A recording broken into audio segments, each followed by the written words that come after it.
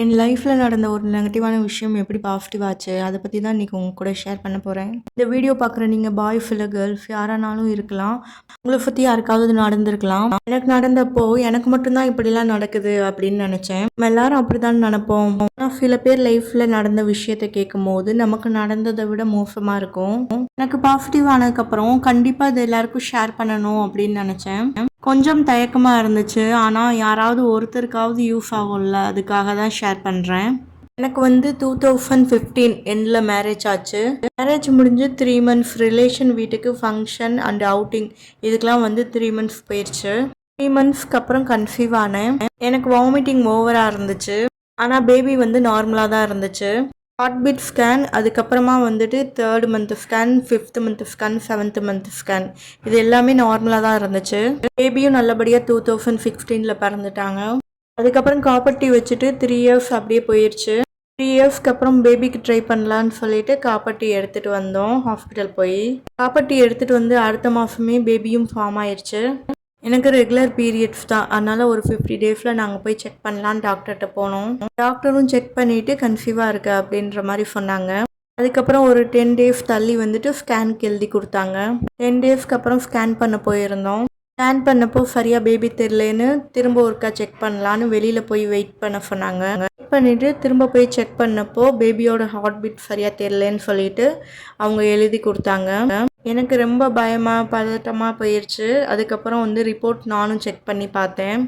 காரில் போயிட்டு இருந்தப்போயே ரிப்போர்ட்டை செக் பண்ணி பார்த்தேன். லேப் சைடு இருந்து மிஸ்டு அபார்ஷன்னு போட்டுருந்துச்சு.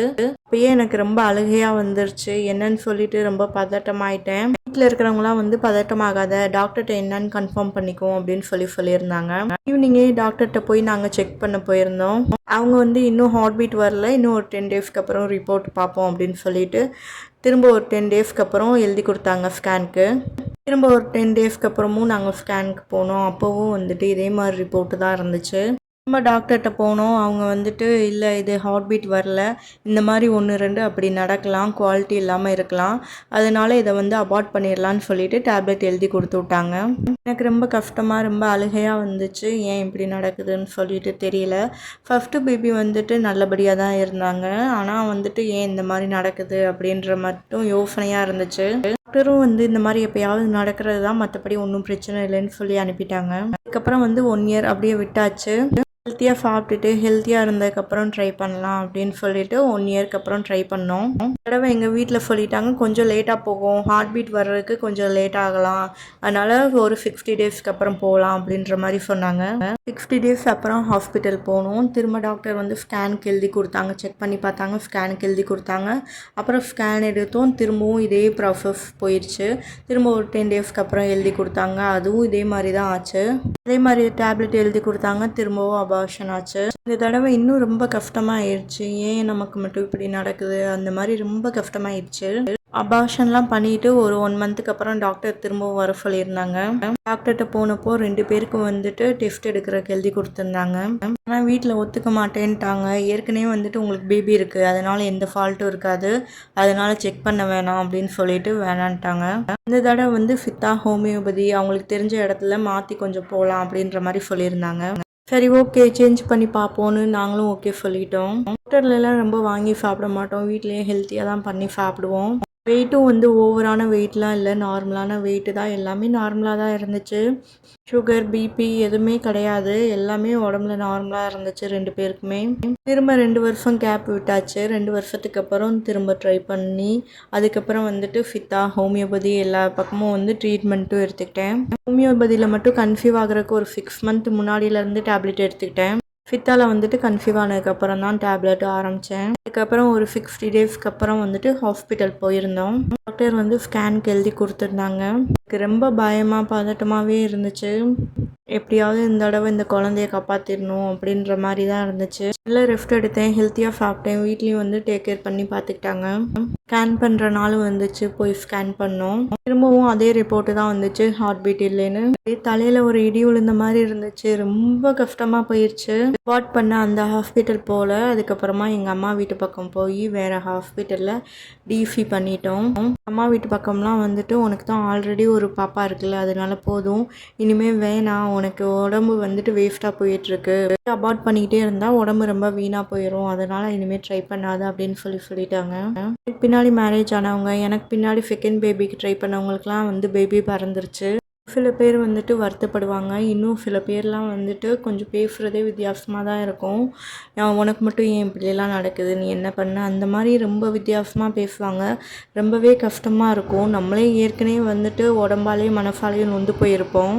அப்போ தான் நான்லாம் நினச்சிருக்கேன், சில பேர்லாம் வந்துட்டு ஏற்கனவே பேபி பிறக்காமல் இருக்காங்க, அவங்களெல்லாம் என்னென்ன பேச்சு பேசுவாங்க அப்படின்ற மாதிரி தான் இருந்துச்சு. ஏற்கனவே ஒரு பேபியை கடவுள் கொடுத்து காப்பாற்றிட்டாரு, இல்லை அதுவும் இல்லைன்னா என்னென்ன பேச்சு பேசியிருப்பாங்க அப்படின்ற மாதிரி தான் இருந்துச்சு. இன்னும் சில பேருக்கு வந்துட்டு ஃபஸ்ட்டு பேபியே பிறக்காமையே இந்த மாதிரி ப்ராப்ளம்ஸ்லாம் நிறைய பேருக்கு இருக்குது. அதுக்கப்புறம் தான் எனக்கு தெரியும். நானும் யூடியூப்பில் நிறையா வீடியோஸ்லாம் சர்ச் பண்ணி பார்த்தேன். ஆனால் எந்த ஒரு இதுலேயுமே வந்து கிளியராக இன்ஃபர்மேஷனே கொடுக்கல. நல்லா சாப்பிடுங்க, ஹெல்த்தியாக இருங்க, ஹாப்பியாக இருங்க, அந்த மாதிரி தான் இருந்துச்சு.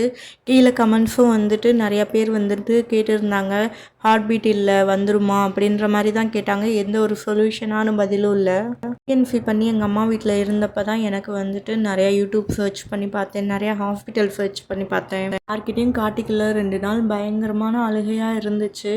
நல்லா எவ்வளோ தூரம் அழுக முடியுமோ நல்லா அழுது கொட்டி தீர்த்துட்டேன். அதுக்கப்புறமா தான் யோசித்தேன், அம்மா வந்து நார்மல் ஹாஸ்பிட்டல் போகக்கூடாது, இந்த டெஸ்ட் டியூப் பேபி இருக்குல்ல, அந்த வழியாக நம்ம ட்ரை பண்ணி பார்க்கலாம் அப்படின்ற மாதிரி இருந்துச்சு. ஏற்கனவே ஃபஸ்ட்டு பேபி இருக்கிறதுனால விடலாம், ஒன்றும் ப்ராப்ளம் இல்லை தான். அப்பாவும் வந்துட்டு எனக்கு எப்போ தங்கச்சி தம்பிலாம் இருப்பாங்க, எல்லாருக்குமே வந்துட்டு தங்கச்சி தம்பிலாம் இருக்காங்களே அப்படின்ற மாதிரி கேட்டுக்கிட்டு இருந்தாங்க. மட்டும் இல்லை, நம்மளோட ரிலேஷன்லாம் வந்துட்டு நம்மளை ஒரு மாதிரி பேசுவாங்க இல்லையா, அதுக்காகவே இன்னொரு பேபி வேணும் அந்த மாதிரி எனக்கு தோணுச்சு. ஒரு பேபி இருந்தால் பாப்பாவுக்கும் கொஞ்சம் சப்போர்ட்டாக இருக்கும், அந்த மாதிரி தான் எனக்கு மைண்டில் இருந்துச்சு. ஓகேன்னு யூடியூப்லேயே வந்துட்டு நிறையா ஹாஸ்பிட்டல் சர்ச் பண்ணி பார்த்தேன். நான் இருக்கிற ஊர்லேயே இருந்தால் கொஞ்சம் பெட்டராக இருக்கும் இல்லையா, அந்த பக்கமாக தான் பார்த்தேன். ஆல்ரெடி எங்கள் வீட்டில் ஒரு ஹாஸ்பிட்டல் எப்பயும் கூட்டிகிட்டு போவாங்க இல்லையா, அந்த ஹாஸ்பிட்டலுக்கும் பக்கத்தில் இன்னொரு ஹாஸ்பிட்டல் இருக்கும். ஃபஸ்ட்டு டைம் அபார்ட் ஆச்சுல, அதுக்கப்புறத்துலேருந்தே எனக்கு வந்துட்டு அந்த ஹாஸ்பிட்டல் போகணும், அந்த ஹாஸ்பிட்டலில் நம்ம ட்ரை பண்ணி பார்க்கலான்னு தோணுச்சு. ஆனால் எங்கள் மாமியார் வீட்டில் வந்துட்டு எப்போயுமே இந்த ஹாஸ்பிட்டலில் தான் பார்ப்போம், சென்டிமெண்ட்டான ஹாஸ்பிட்டல் சொல்லிட்டாங்க. நான் வீட்டில் 1 மந்த் மட்டும் ரெஸ்ட் எடுத்துகிட்டு வந்துட்டேன். அப்புறம் ஒரு 3 ஹாஸ்பிட்டல் மட்டும் லிஃப்ட் எடுத்து வச்சுருந்தேன். எல்லா ஹாஸ்பிட்டலும் கொஞ்சம் லாங் டிஸ்டன்ஸில் இருந்துச்சு. என்னோட மனசில் இருந்துச்சுல ஒரு ஹாஸ்பிட்டல், அது மட்டும் கொஞ்சம் பக்கத்தில் இருந்துச்சு. சரி, அதில் ஃபஸ்ட்டு செக் பண்ணி பார்ப்போம், டாக்டர் எப்படி ரெஸ்பான்ஸ் பண்ணுறாங்கன்னு சொல்லிட்டு அந்த ஹாஸ்பிட்டலுக்கு தான் போனேன். ஒரு 3 மந்த்ஸ் கேப் எடுத்துக்கிட்டேன். 3 மந்த்ஸ்க்கு அப்புறம் செக் பண்ணி பார்ப்போம், நம்ம உடம்புல என்ன தான் ஃபால்ட் இருக்குது அப்படின்னு சொல்லிட்டு போனேன். போய் அவங்கள்ட்ட டாக்டர்கிட்ட பேசினேன். அவங்க எந்த பிரச்சனையும் இல்லை, நான் பார்த்துக்கிறேன், டெஸ்ட்டு மட்டும் நீங்கள் எடுத்துகிட்டு வாங்கன்னு சொல்லிட்டு அது மட்டும் எழுதி கொடுத்தாங்க. ஓகேன்னு டெஸ்ட்லாம் எடுத்துகிட்டு அவங்கள்ட்ட போனேன். திரும்ப அவங்க செக் பண்ணி பார்த்தாங்க, எந்த பிரச்சனையுமே இல்லை, ஆல்ரெடி வேறு உங்களுக்கு பேபி இருக்குது, அந்த பேபி நல்லா லட்டு மாதிரி ஃபார்ம் ஆயிரும், ஒன்றும் பிரச்சனை இல்லை உங்கள் உடம்புல அப்படின்னு சொன்னாங்க. கர்ப்பப்பையில் மட்டும் வந்து பிளட் சர்க்குலேஷன் கொஞ்சம் கம்மியாக இருக்குது. பேபி வந்துட்டு தொடர்ந்து வளர்கிற அளவுக்கு வந்து பிளட் சர்க்குலேஷன் இல்லை, மற்றபடி ஒன்றுமே பிரச்சனை இல்லை, அது மட்டும் நம்ம பார்த்துக்கலாம், நீங்கள் நார்மலாக கன்சீவ் ஆகிட்டு அதுக்கப்புறமா வாங்கன்னு சொல்லிட்டு எந்த ஒரு டேப்லெட் எந்த ஒரு எதுவுமே எழுதி கொடுக்கல. போலிக் ஆசிட் மட்டும் எழுதி கொடுத்தாங்கன்னு நினைக்கிறேன். அது மட்டும் நான் எடுத்துக்கிட்டேன், ஒரு 3 மந்த்ஸ் எடுத்துக்கிட்டேன். அதான் மேம் அபார்ட் ஆச்சு, அதனால் ஒன்றும் ப்ராப்ளம் இல்லையா அப்படின்னு கேட்டேன். 3 மந்த்ஸ் ஆயிடுச்சுல்ல, அதனால் ஒன்றும் ப்ராப்ளம் இல்லைன்னு சொன்னாங்க. கொஞ்சம் எனக்கு டென்ஷனாக பதட்டமாக தான் இருந்துச்சு. எதுக்கும் பயப்படாத, உன்னை விடலாம் நிறைய அபார்ஷன்லாம் நிறையா பேருக்கு ஆகிருக்கு, ஏற்கனவே பேபிலாம் இல்லாமே நிறைய அபார்ஷன் ஆகிருக்கு, அதனால் பயப்படாத அப்படின்னு சொல்லி அனுப்புனாங்க. அப்போ தான் எனக்கே நம்பிக்கை வந்துச்சு. டாக்டர் சொன்ன மாதிரி போலிக் ஆசிட் டேப்லெட் மட்டும் எடுத்துக்கிட்டேன், 3 மந்த்ஸ் எடுத்துக்கிட்டேன். அதுக்கப்புறம் அங்கிட்டு ஒரு 6 மந்த் ஆயிடுச்சு. அதுக்கப்புறமா தான் பேபி ஃபார்ம் ஆச்சு. பேபி ஃபார்ம் ஆன உடனே அடுத்த செகண்டே வந்துட்டு வர சொல்லியிருந்தாங்க ஹாஸ்பிட்டலுக்கு. ரெகுலர் பீரியட்ஸ்னால உடனே செக் பண்ண கார்டில் வந்துச்சு. அதுக்கப்புறம் உடனே டாக்டர்கிட்ட போனேன். டாக்டர் நல்லா சூப்பராக என்கரேஜ் பண்ண மாதிரியே பேசினாங்க. சூப்பர்டா, ஒன்றும் பிரச்சனை இல்லை, இனிமேல் நான் பார்த்துக்கிறேன் அப்படின்ற மாதிரி பேசினாங்க. டாக்டரும் செக் பண்ணி பார்த்துட்டு அதுக்கப்புறம் வந்து டேப்லெட்ஸ் எழுதி கொடுத்தாங்க, இன்ஜெக்ஷன் எழுதி கொடுத்தாங்க. இன்ஜெக்ஷன் மட்டும் ஒரு நாள் விட்டு ஒரு நாள் வந்து எடுத்துக்கிற மாதிரி எழுதி கொடுத்தாங்க. எல்லாமே ரெகுலராக எடுத்துக்கோங்க, ஒரு 15 டேஸ்க்கு அப்புறம் வாங்கன்னு சொல்லி அனுப்பிவிட்டாங்க.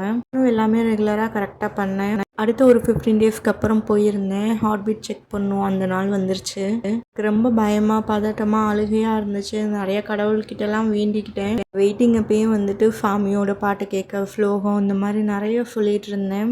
உள்ள போனோம் டாக்டர்ட்ட. அவங்களே ஒரு ஸ்கேன் இது வச்சிருந்தாங்க. அதில வந்துட்டு செக் பண்ணாங்க.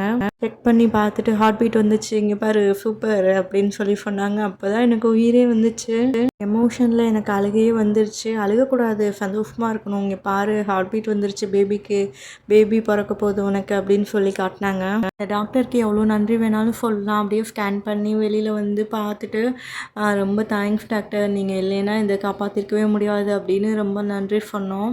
அப்புறம் டேப்லெட் மட்டும் கொஞ்சம் சேஞ்ச் பண்ணிவிட்டு இன்ஜெக்ஷன்லாம் வந்துட்டு எழுதி கொடுத்துருந்தாங்க. நல்லா ரெஸ்ட் எடுக்க சொன்னாங்க. அதனால அம்மா வீட்டுக்கு போயாச்சு. ஒன்றும் பிரச்சனை இல்லை, நல்லா ரெஸ்ட் எடுத்துகிட்டு நல்லா சாப்பிட்டுட்டு ஹெல்த்தியாக இருங்க அப்படின்னு சொன்னாங்க. அம்மா வீட்டுக்கு போயிட்டு அங்கே வந்துட்டு அப்போலோவில் பார்த்தோம். அப்புறம் 3rd month, 5th month, 7th month எல்லாமே அங்கேயே போயாச்சு. எனக்கு வந்து வாமிட்டிங் கொஞ்சம் ஓவராக இருந்துச்சு. அது மட்டும் இல்லை, கொஞ்சம் வந்து போஸ்டீரியர் வால் அந்த மாதிரி கீழே பேபி இருந்துச்சு மண்டை. அதனால வந்துட்டு அங்கே போய் ரெஸ்ட் எடுக்க போயாச்சு. அவங்களே எல்லாமே பார்த்துக்கிட்டாங்க. இடையில 5th மந்த் அப்போ மட்டும் வந்து டாக்டர்கிட்ட ஒருக்கா செக்அப் பண்ணிட்டு போனேன். "ஒன்றும் பிரச்சனை இல்லைடா, நீ வந்துட்டு டெலிவரி எப்போ வா, நான் பார்த்துக்கிறேன்" அப்படின்னு சொல்லியிருந்தாங்க. 1 or 2 டைம்ஸ் இங்கே வரப்போ மட்டும் நான் செக் பண்ணிட்டு போயிடுவேன். 8th மந்த்து, 9th மந்த்து இந்த மாதிரி எப்பயாவது வந்து செக் பண்ணிட்டு மட்டும் போனேன். ஏன்னா வந்துட்டு நல்லா ரெஸ்ட் எடுக்க சொல்லியிருந்தாங்க. பீரியட் வாலாக இருக்கிறனால பேபி வளர வளர கொஞ்சம் நம்ம வந்துட்டு கேர்ஃபுல்லாக இருக்கணும்னு சொல்லியிருந்தாங்க. அம்மா வீட்டில் இருக்கும் போதே டெலிவரி டேட்டுக்கு ஒரு 15 டேஸ் முன்னாடியே பெயின் வந்துருச்சு. அதுக்கப்புறம் ஹாஸ்பிட்டல் அங்கேயே போய் அட்மிட் ஆகிட்டோம். பேபியும் நல்லபடியாக நார்மல் டெலிவரியிலே பிறந்துட்டாங்க. ரொம்ப ஹாப்பியாக இருந்துச்சு. அந்த மூமெண்ட்டை வார்த்தையால் சொல்லவே முடியாது. 5 இயர்ஸ் போராட்டத்துக்கு அப்புறம் அவள் பிறந்தா. உங்களுக்கோ உங்களை சுற்றி இருக்கிறவங்களுக்கோ யாருக்காவது இந்த மாதிரி நடந்திருக்கலாம். ப்ளீஸ் கான்ஃபிடென்ட்டாக மட்டும் இருங்க. இந்த ஹாஸ்பிட்டலோட டீட்டெயில்ஸ் கீழே டிஸ்கிரிப்ஷனில் தரேன். தேவைப்பட்டால் செக் பண்ணி பாருங்கள். பாசிட்டிவானதுக்கு இன்னொரு ரீசனும் இருக்குது. அது நான் நெக்ஸ்ட் வீடியோவில் உங்களுக்கு ஷேர் பண்ணுறேன். ஷேர் பண்ணலாமா வேணாமான்னு நிறைய யோசனை இருந்துச்சு.